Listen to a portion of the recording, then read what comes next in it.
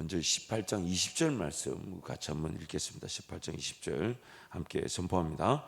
하늘과 성도들과 사도들과 선지자들아 그로 말미암아 즐거워하라. 하나님이 너희를 위하여 그에게 심판을 행하였음이라 하더라. 아멘. 진정한 즐거움, 즉 하나님께서 반드시 공의와 정의를 베푸신다는 것에 근거한 즐거움인 것입니다. 그래서 주석 내용을 좀 소개하면, 버림받은 자들은 바벨론의 멸망이 단지 개인적으로 물질적인 안정에 있어서 악영향을 미친다는 이유로 애통해야 한다. 성도들은 바벨론의 멸망이 자신들의 정당성을 입증하고 유익이 될 뿐만 아니라 특히 하나님의 공의로우심과 심판의 정당하심, 그리고 궁극적으로 악에 대한 하나님의 공정한 다루심을 예정하기 때문에 즐거워한다. 이렇게 우리의 진정한 즐거움에 대한 말씀을 해석하고 있습니다. 특별히 방금 읽었던 18장 20절 말씀은 우리가 앞서 읽었던 6장 10절, 오늘 우리 성도들의 신혼의 기도의 응답이라고 성경 말씀합니다. 요한계시록 6장 10절 말씀 우리 같이 한번 선포합니다. 큰 소리로 불러 이르되 거룩하고 참되신 대주제여, 땅에 거하는 자들을 심판하여 우리 피를 갚아주지 아니하시기를 어느 때까지 하시려 하나이까 하니. 많은 성도들의 피가 이제 흘림을 당하고 하나님 보좌 우편에서 이제 그 성도들이 하나님께 신원하는 것이죠. 도대체 언제까지 우리들의 피가 이대로 머물게 됩니까? 언제 갚아주십니까? 라는 그 성도들의 그 신원의 기도가 등장하면서 이제 그 이후에 심판의 내용들이 지속적으로 등장하고 있습니다. 그런 면에서 18장 20절, 이제 하나님께서 그 성도들의 기도에 응답하셔서 이제 심판하시기 때문에 심판이 본격적으로 일어나는 그 예언의 말씀을 다루면서 우리가 진정으로 즐거워하고 기뻐해야 된다라고 성경이 말하는 것이죠. 그래서 이 부분 내용을 이렇게도 소개하겠습니다. 20절은 6장 10절에서 정당화를 간청하는 성도들의 기도가 응답된 것에 대한 반응의 클라이맥스다. 심판에 대해 성도들의 즐거움이 분명히 표현된 것을 발견한다. 이 즐거움은 이기적인 복수의 감정에서 나오는 것이 아니라 하나님께서 죄를 처벌하지 않고 놔두지 아니하심으로써, 그리고 자기 백성에게 늘 오르신 것과 성도들에 대한 불경건한 세상의 평가가 잘못이라는 것을 보여주심으로써 그분의 공의로운 이름의 영예를 지키시기를 바랐던 소망이 성취된 데서 나온다. 단순히 대적 세력들이 멸망을 당하는 것에 대한 기쁨, 그 즐거움을 논하는 것이 아니라 하나님께서 이 모든 것을 지켜보고 계셨고 마침내 우리의 기도에 응답하신다는 것, 우리의 기도에 응답하신다는 것을 즐거워하라는 것입니다. 기뻐하라는 것입니다.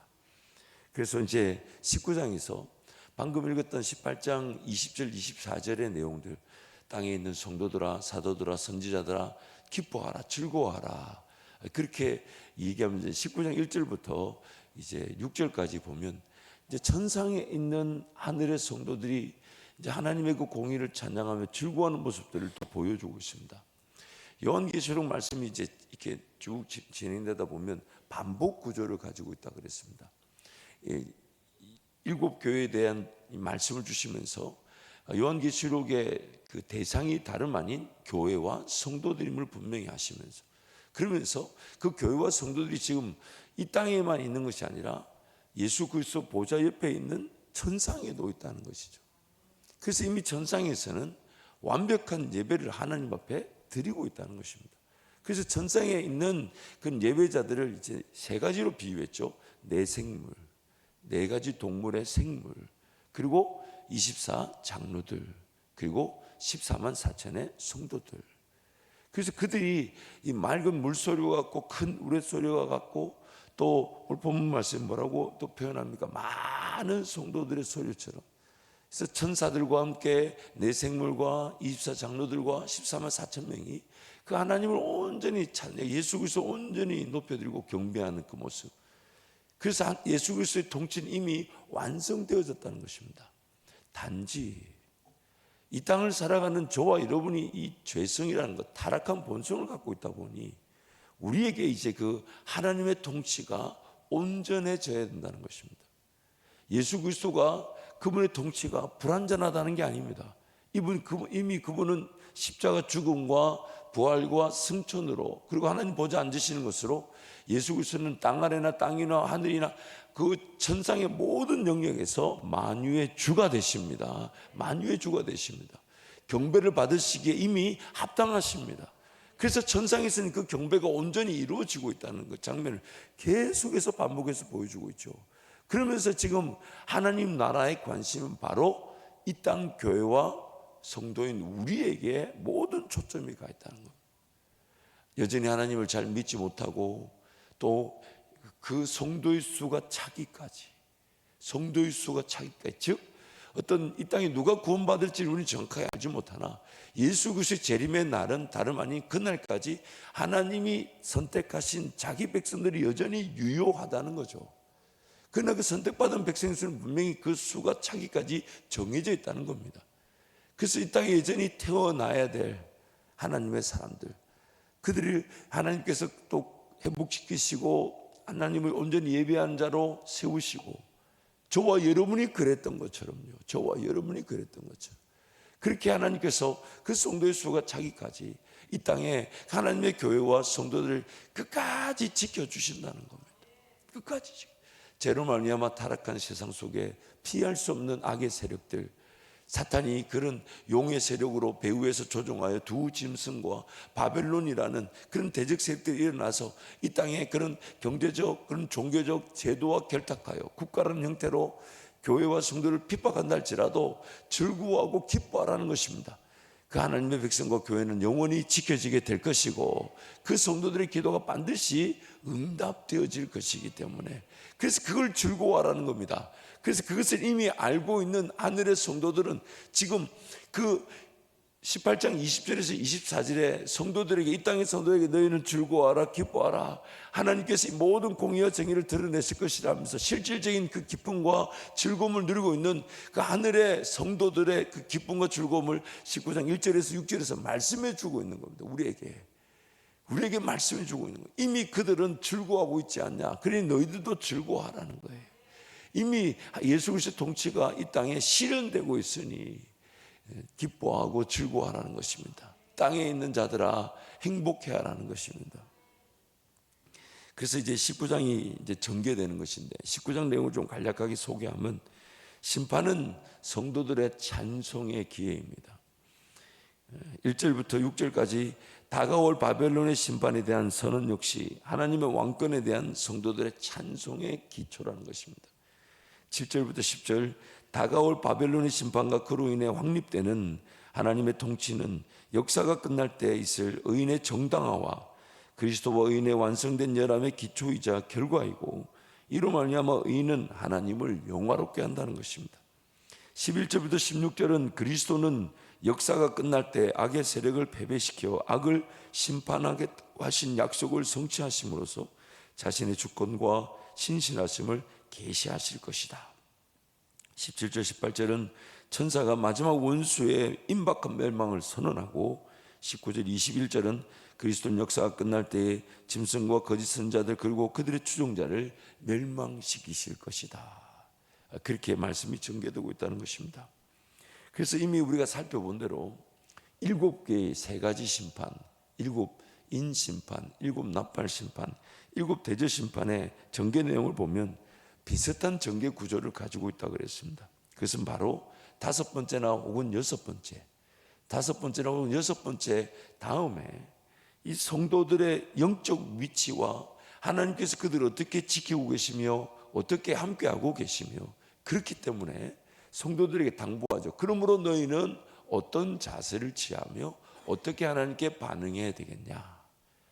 이제 마지막 7째 심판이 등장하기 전에, 그래서 7인 심판, 7 나팔 심판, 7 대조 심판이 그 각 7개가 끝나고 다음이 등장하는 게 아니라 공의 7개의 모든 심판이 예수의 초림과 재림삼에 일어날 그런 심판의 내용을 다루고 있다고 그랬어요.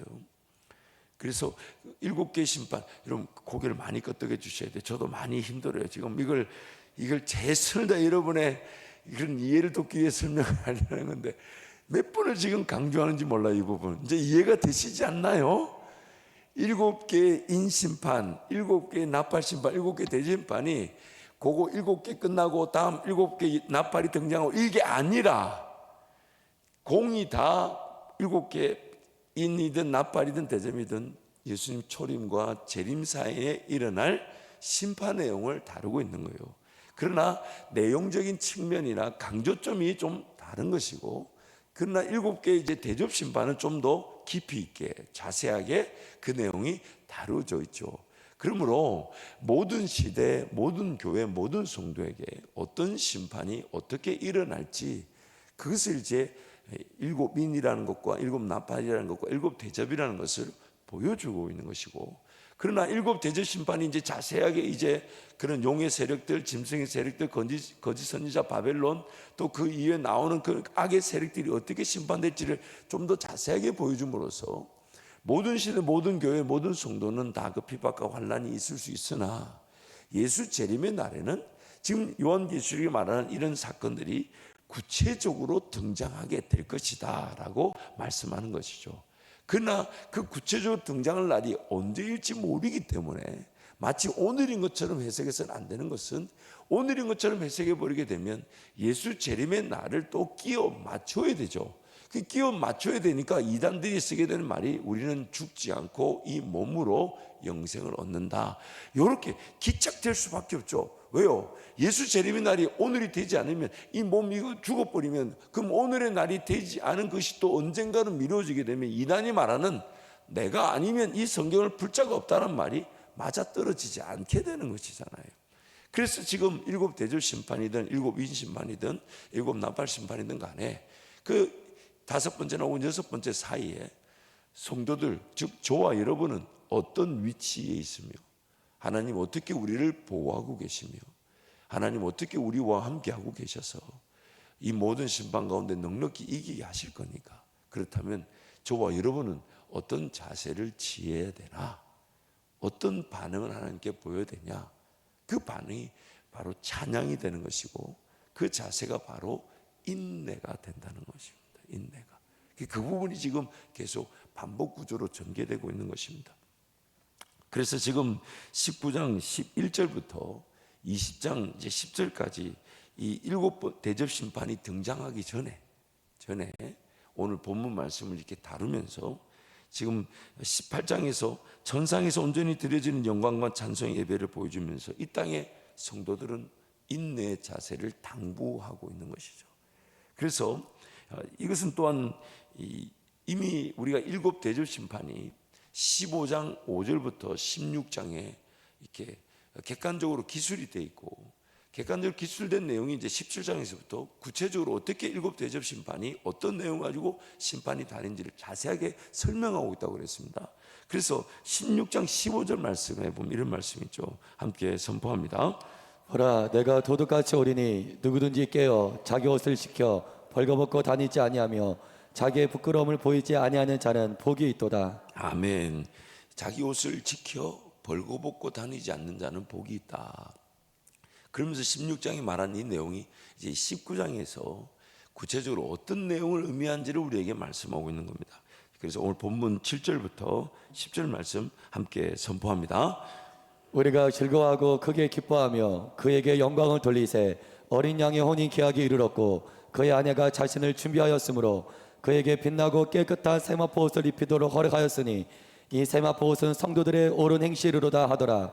천사가 내게 말하기를 기록하라. 어린 양의 혼인 장치에 청음을 받은 자들은 복이 있도다 하고, 또 내게 말하되 이것은 하나님의 참되신 말씀이라 하기로, 내가 그 말 앞에 엎드려 경배하려 하니 그가 나에게 말하기를 나는 너와 및 예수의 증언을 받은 내 형제들과 같이 된 종이니 삼가 그리하지 말고 오직 하나님께 경배하라.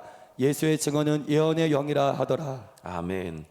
어린 양의 혼인잔치에 청함을 받은 자는 복이 있다. 그리고 청함을 받은 자들이 입은 옷은 성도들의 옳은 행실이다.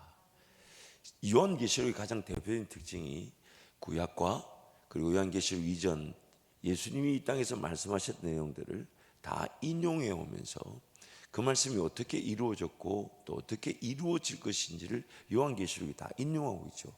그래서 제가 이번 15장부터 해석 말씀 전에 14장까지의 말씀에서 많은 부분을 에스겔서, 다니엘, 이사야, 스가랴 같은 예언서에서 요한계시록이 말하는 그 내용들이 어떻게 이미 예언되었고 또 그때는 예언되었지만 또 요한계시록 말씀에서 어떻게 그것이 이루어졌는지를 성경이 계속해서 말씀하고 있다고 우리가 나누었습니다.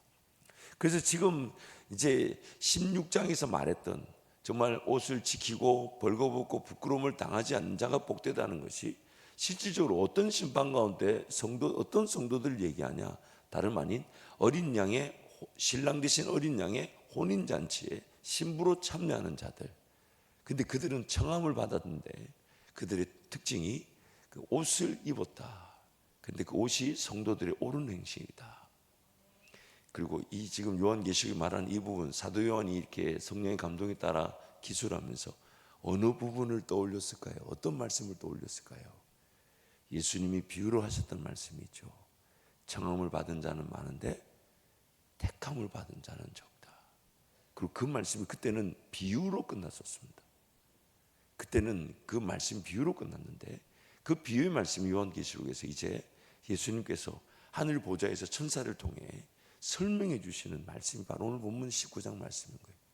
그래서 그때 비유로 끝났던 말씀의 내용을 한번 보겠습니다. 마태복음 22장 1절부터 15절 한 절씩 교독합니다.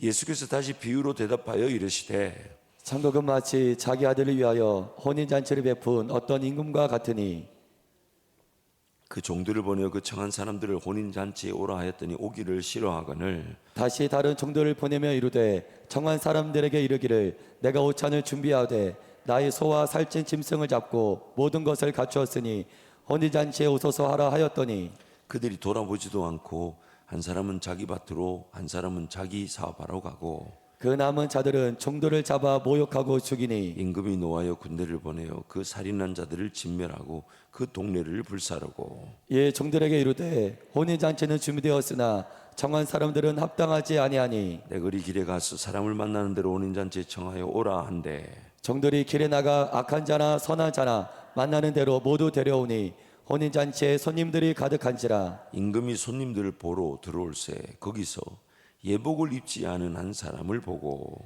이르되 친구여 어찌하여 예복을 입지 않고 여기 들어왔느냐 하니 그가 아무 말도 못하거늘 임금이 사람들에게 말하되 그 손발을 묶고 바깥 어두운 데에 내던지라 거기서 슬피 울며 이를 갈게 되리라 하니라. 청함을 받은 자는 많되 택함을 입은 자는 적으니라. 함께 갑니다. 이에 이에 바리새인들이 가서 어떻게 하면 예수를 예수의 말의 올무에 걸리게 할까 상의하고 마태복음 22장에서 예수님이 비유하셨던 그 내용이 이 요한계시록 19장에서 해석되어지고 있는 것입니다.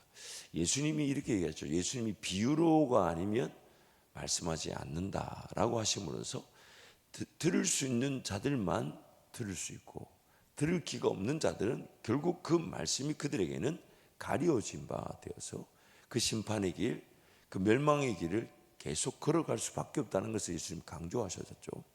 그래서 지금 이 예수님의 그 마태복음 비유에 보면 결국 그 비유가 그렇게 어떻게 끝이 나냐면 청함을 받은 자는 많은데 택함을 받은 자는 적다 했을 때 그러면 그 말씀에 우리는 어떤 반응을 보여야 됩니까?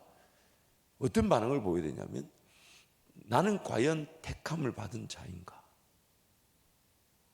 그것이 오늘 우리의 마땅한 반응이어야 될 텐데 당시 유대인들 자칭 하나님을 잘 섬기고 있다 하는 사람들의 반응은 뭐였냐면 예수의 그 말에 오히려 불편해서 예수님을 어떻게 하면 말의 올무에 걸릴까 작당했다고 합니다.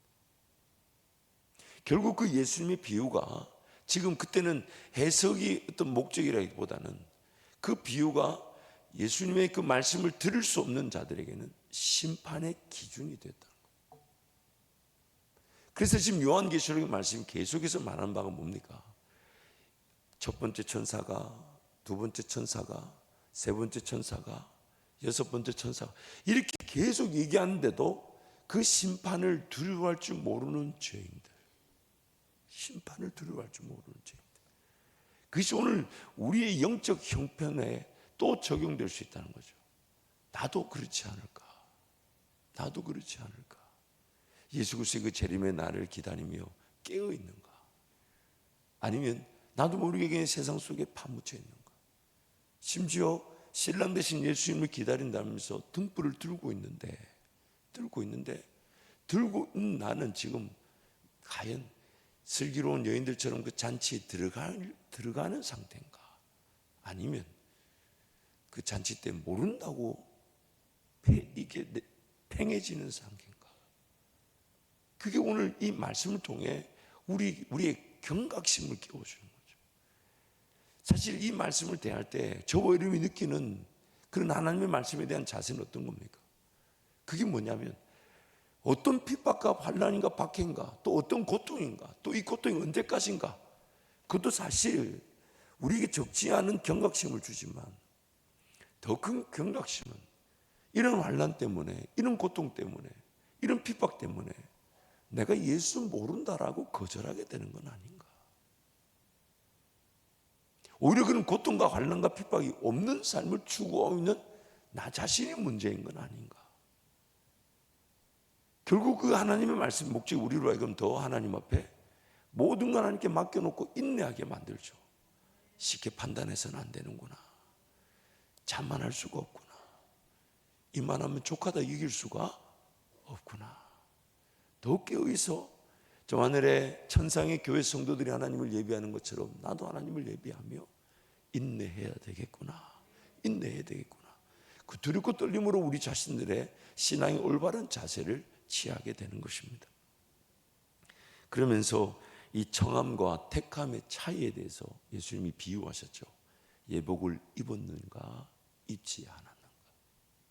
그리고 그 예복은 오늘 요한계시록에 보니까 뭐라고 합니까? 그 세마포 옷은 뭐라고요? 성도들의 옳은 행실이라. 즉 이런 거죠. 신앙의 위험은 어린 양의 잔치가 잔치인 줄 모르면서 세상을 그냥 살아가는 거. 그 불신이 첫 번째 위기라면, 두 번째 위기는 잔치에 들어왔는데 잔치가 잔치인 줄 아는데 천국 가야 되는 줄 아는데, 그런데 삶의 그런 옳은 행실, 변화, 성장, 주님을 닮아가는 것, 그런데 관심을 두지 않는 것이 더 큰 문제라는 것. 교회 바깥에서 그냥 나는 밭을 샀다, 밭을 돌보러 가야 되고, 소를 사서 소를 시험하러 가야 되고, 결혼해서 그 아내를 기쁘게 해주러 가야 된다. 그 주인이 지나가는 사람들 다 아무나 잡아서 그냥 강권하여 오라. 그래서 우리는 그저 끌려왔죠. 내 힘으로 온 게 아니야. 그냥 끌려온 거죠. 근데 끌려오기 왔는데 이제 서서히 알아갈 기회가 돼야 되는데, 그래서 천국을 더 사모하고 천국을 더 기대하고, 그래서 그 천국을, 예수 재림을 기다리는 그 신앙이 결국 오늘이라는 삶에 미련을 두지 않게 하지 않나요? 그렇다고 성경이, 그리고 제가 강단에서 자 세상은 다 소용없으니 우리 이 자리에 다 모여서 여기서 모여서 살면 됩니다, 이러면 이단인 거예요. 이러면 그게 아니라 세상을 살아갈 진정한 능력은 예수 재림을 기다리는 신앙밖에 없다는 것이죠. 세상에서 진정한 삶의 구별된 가치는 재림이 나를 기다리기에 오늘을 사는 것. 그래서 세상 그 어떤 것에도 얽매여지지 않으나 하나님이 오늘을 살아가는 우리에게 일용할 양식을 주시면서 그것이 한 걸음 한 걸음 하나님의 그런 일이 되게 하시고 역사가 되게 하시니 나는 그저 죽고자 하며 오늘 예수 만나고자 했을 뿐인데, 오늘의 삶에 그냥 얽매이지 않았던 것 뿐인데 오늘의 삶이 되게 하시는 진정한 신앙의 능력 아닙니까? 진정의 신앙. 그 신앙의 능력으로 살아가는 게 오늘, 그래서 날마다 우리의 삶에 나부터 깨끗하게, 나부터 정결하게, 나부터 거룩하게, 나부터 하나님의 일하심을 맛보며, 나부터 하나님의 선하시고 온전하시고 뜻이 무엇인지를 분별하고자 하며, 하나님과 동행하고자 하며, 하나님을 닮아가고자 하며, 그리스도를 아는 지식에서 자라가려고 하며, 장성한 분량에 이르고, 이 성경이 얼마나 많은 얘기를, 얼마나 다양한 가치를, 얼마나 다양한 변화를, 얼마나 다양한 열매들을 우리에게 소개하고 있습니까? 그래서 그 열매들을 목적으로 두고 사모하고 기대하고 맛보고자 하고 누리고자 하고 취하고자 하고, 그것이 결국 우리의 변화, 옳은 행실로 나타날 수밖에 없을 텐데, 나는 이제 예수 믿고 천국 가니 이제 뭐 다 됐다는 식으로 그에 앉아서 그냥 나의 변화와 관계없이, 나의 헌신 수고 이런 거 관계없이 그냥 하나님 알아서 다 하시라고, 하나님 알아서 다 하실 수 있지만 과연 그렇게 하나님 알아서 다 해주신다면 나를 괴롭히는 죄는 과연 정결하게 될까요? 나를 괴롭히는 죄는 더 이상 역사하지 않을까요? 나를 괴롭히는 죄는 하나님이 다 알아서 하시면 나를 괴롭히는 죄는 더 이상 나를 괴롭히지 않는 걸까요? 결국 하나님의 은혜가 방제해질 뿐만 아니라 우리는 그 죄에서 구원함을 받지 못하게 되는 것입니다. 그래서 청함을 받은 자는 많은데 택함을 받은 자가 적다. 그 두렵고 떨림으로 하나님 앞에 달려나와 예배하고 기도하고 성령의 충만함을 간구하고 인내하고 앞서가신 하나님을 따라가려고 하고, 저도 이게 제가 이렇게 말씀을 전하면서 똑같은 말을 계속 이렇게 반복해도 되나 이렇게 하지만 막상 여러분 쳐다보면 말이 반복될 수밖에 없는 건 무슨 뜻일까요? 이건 제 문제가 아닌 것 같은데요. 물론 이게 이 성경에 참 다양한 내용들 같은 주제를 우리에게 말씀하고 있다는 게 우리로서는 정말 맛을 볼 수 있는 하나님의 은혜가 정말 주님 오시는 그날까지 영원하다는 것이니까 얼마나 감사한 일입니까? 특히 이 성도들의 옳은 행실이 세마포라. 그래서 주인이 그 옷을 주어서 그 옷을 이렇게 취한다라는 것은 결국 성도들이 그 자신이 뭔가 자신의 옳은 행실을 드러냈던 것이기보다는 감추어지고 가리워지는 것도 뜻하죠. 그렇죠? 성도들이 예수님이 주시는 이 옷을 내가 자발적으로 이렇게 취하는 거죠. 그래서 그 인격 대 인격의 사랑의 관계 속에서 그저 일방적인 어떤 하나님의 일하심이 아니라 일방적인 하나님의 일하심이 분명 하나님께로부터 시작되어지지만 성도들의 자발적인 취함의 자세로 그것이 완성된다는 걸 뜻하는 것입니다. 그래서 지금 내 내면은 여전히 더럽고 추하고 그 죄가 정말 하나님 앞에 심판받아 마땅한데 이 세마포 옷을 입게 될 때 그게 가리워지게 되는 거죠. 덮여지게 되고 언제든지 하나님 앞에 용납되어질 수 있는 상태를 뜻하기도 하는 것입니다.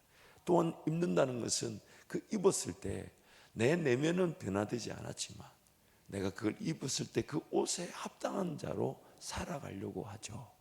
그 옷에 합당한 자로 내가 비록 부족하고 죄인이고 연약하지만 그러나 나에게 그럼에도 불구하고 자녀 삼아 주시면서 왕복을 입혀 주셨잖아요. 왕복을 왕자라고 옷을 입혀 주셨으니 그 왕자에 걸맞는 삶을 지향할 수 있도록 내 내면의 변화와 죄의 문제가 해결되기를 만약 기다려야만 했다면 우리는 평생 그 옷을 입을 자격이 없을 것입니다. 하지만 내 내면의 문제와 죄의 상태를 하나님 묻지 않으시고 예수님 때문에 나를 피로 사셔가지고 그저 내 자녀다라고 옷을 입혀 주셨으니 우리의 초점은 내 내면의 어떤 변화되지 않는 문제와 어려움이라기보다는 나에게 옷을 입혀 주신 그 예수님의 옷을 입고 예수님과 동행하며 살아가는 거예요. 그래서 갈라디아서 3장 27절에 이렇게 얘기하는 거죠. 갈라디아서 함께 선포합니다. 누구든지 그리스도와 합하기 위하여 세례를 받은 자는 그리스도로 옷 입었느니라. 합하기 위해 세례를 받았다는 것은 구원의 시작이지 않습니까? 그 구원의 시작은 다름 아닌 내가 물의 세례를 받을 때에 어떤 영적인 의미가 있냐면 그리스도로 옷 입는다는 것입니다. 옷을 입는다는 얘기는 내 죄인됨을 하나님이 가려주신다는 거죠. 덮어주시고 그저 자녀로 불러주실 때 그럼 우리의 초점도 우리 내면에 더럽고 추악한 재성에 초점을 둘 것이 아니라 그럼에도 나에게 자녀로 불러주신 하나님의 은혜, 그럼에도 불구하고 나를 자녀로 인정해 주신, 옷 입혀 주신 하나님의 사랑, 그것을 자꾸 기억하고 그걸 붙들고 그걸 의지하고 그것을 누리고 그것을 맛보려고 하는 것. 그래서 고린도후서에 이렇게 얘기하는 겁니다. 1절부터 5절까지 5절 함께 선포합니다. 만일 땅에 있는 우리의 장막짐이 무너지면 하나님께서 지으신 집 그 손으로 지은 것이 아니요 하늘에 있는 영원한 집이 우리에게 있는 줄 아느니라. 참으로 우리가 여기에 있어 탄식하며 하늘로부터 오는 우리 처소로 덧입기를 간절히 사모하노라. 이렇게 입음은 우리가 벗은 자들로 발견되지 아니려 함이라. 참으로 이 장막에 있는 우리가 짐진 것 같이 당시 것인 것은 벗고자 함이 아니요 오히려 덧입고자 함이니 죽을 것이 생명의 삼킨 바 되게 하려 함이라. 곧 이것을 우리에게 이루게 하시고 보증으로 성령을 우리에게 주시니는 하나님이시니라. 아멘. 벗고자 함이 아니라 어떻게 한다고요? 4절 보니까 덧입고자 합니다. 왜 이것을 이렇게 강조하냐면요, 우리는 자꾸만 죄의 문제를 해결하고 인생의 문제를 해결하고 인생의 아픔을 해결하고 인생의 어려움을 해결하고 거기까지는 좋은데 그 다음에 내가 주의 길을 가고 주님 섬기고 주님 따르겠다고 말해서는 안 된다는 거예요. 나에게 필요한 은혜가 뭔지는 나보다 내가 아닌 하나님이 아시죠. 그래서 자꾸만 하나님은 덧입으라고 내면에 있던 변화, 문제, 어려움, 그 해결도 뭘로 해결이 되냐면 나에게 주신 은혜를 덧입을 때 이 덧입는단 말이 너무 좋죠. 한 번만 입어서는 안 된다는 거예요. 또 입고